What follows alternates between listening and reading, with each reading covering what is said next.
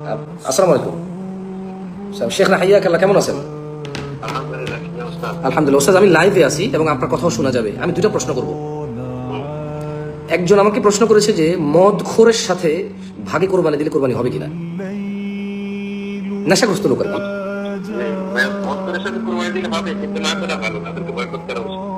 Boycott করা উচিত। আরেকজন বললো যে ওনারা বাপ বেটা তিনজন, মানে দুই ভাই এবং বাবা তিনজনই প্রবাসে, যেহেতু সমর্থ আছে তিনজন কি আলাদা কোরবানি দিবে নিজেদের নামে, নাকি মানে একজনের নামে দিলেই চলবে? সামর্থ্যবান থাকলে একসাথে যদি সবাই খায়, আলাদা যদি একসাথে হয় তাহলে একজনে দিলে হবে, বাকিদের পক্ষ থেকে হয়ে যাবে। মানে বাবার নামে দিয়ে দিবে, তাই তো? মানে নিয়ত বলতে ওই যে ধরেন আমরা সবাই কোরবানি দিচ্ছি, মানে টাকা দিচ্ছি, আব্বার নামে কোরবানি হচ্ছে, তাই তো? মানে ওই বাপে বলবে যে এটা আমার পক্ষ থেকে, আমার ফ্যামিলি সবার পক্ষ থেকে। তাহলে ওর বাপের ফ্যামিলির মধ্যে তো ছেলে সন্তান সব চলে আসে।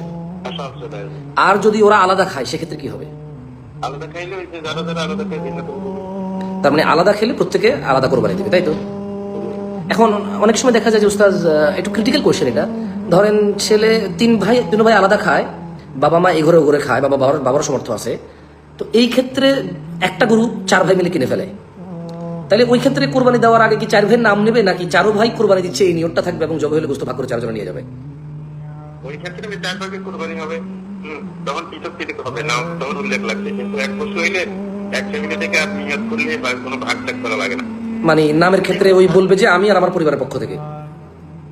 জি, যদি একটা বছর এক ফ্যামিলি থেকে হয়, আর যদি ভিন্ন ভিন্ন হয় তখন ভাগ হিসেবে কোরবানি হবে, ওই যে ভাগ কোরবানি দেওয়ার মতো। মানে ফর এক্সাম্পল আমি আমার চাচতো ভাইয়ের সাথে দিছি, আমার ভাই আমার আরেকজন চাচতো ভাইয়ের সাথে দিছে, তখন ওই আলাদা আলাদা নিজেদের। আলাদা হিসাব তো হবে। হ্যাঁ, বাট চার ভাই মিলে যদি একটা গরু কেনে সেক্ষেত্রে কি হবে? ওই যে চারজনের হিসাবে হবে, চার ভাগে হবে তোমার। ঠিক একটা আছে, গরুর মধ্যে চার ভাগ, ওই হিসাবে হবে তোমার। বুঝতে পেরেছি স্যার। আচ্ছা, যে ভাগা কোরবানি দেওয়া জায়েজ না জায়েজ নিয়ে বিশাল বড় ঝামেলা। ভাগা কোরবানি সঠিক মত হইতেছে সর্বাবস্থায় ভাগা কোরবানি জায়েজ, অসুবিধা নাই, জায়েজ আছে, জায়েজ।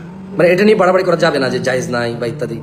না না, ওটা ওই যে কেউ বলে সফরের সময় জায়েজ, আর সফরের সময় যদি জায়েজ হয়, যতক্ষণ পর্যন্ত মানে ওই সফরের বিশেষত্ব ততক্ষণ পর্যন্ত প্রমাণিত না হবে, ততক্ষণ পর্যন্ত শরীয়তের সিস্টেম হয়েছে সর্বাবস্থায় ওই বিধানটা চলে। হ্যাঁ, কিন্তু ওরা কি সীমিত করে ফেলছে, ওরা এটা ঠিক না। বুঝতে পেরেছি। যেমন নামাজে আপনার ভয়ের নামাজ, হ্যাঁ, ভয়ের কারণে বছর মানে যায় বেশি, কোরআন মধ্যে আছে তোমরা যদি বাইর হও, হ্যাঁ এরকম হয়, মানে ওইটা ভয়ের সময়টা। কিন্তু কি এখন ভয়ের সময় ছাড়া কি আমরা কসর করি না? সুবহানাল্লাহ, তার মানে সফরে যে আমরা কসর করি ওটা ছিল ভয়ের সময়, কিন্তু এখন এটা সার্বিকভাবে সফরে কসর করি আমরা। তাহলে আপনি বলছেন ভাগা কোরবানির বিষয়টাও এভাবেই ব্যাখ্যা দিচ্ছেন আপনি। জাযাকাল্লাহ খায়ের।